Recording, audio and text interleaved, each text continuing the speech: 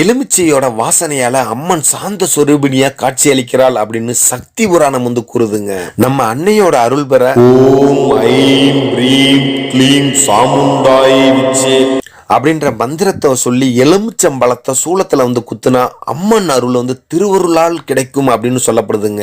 இதை தொடர்ந்து செய்யறப்ப ராகுதோஷம் வந்து விலகும் அப்படின்னு சொல்லப்படுதுங்க.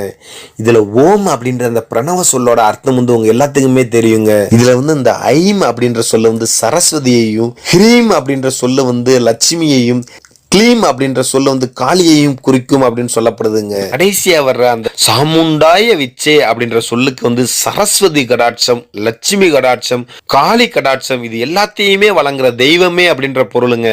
இந்த மந்திரத்தை மனதார சொல்லி எலுமிச்சையை வந்து சூளத்துல குத்த முப்பெரும் தேவியரோட அருள் வந்து கிடைக்கும் அப்படின்றது நம்மளோட ஐதீகங்க.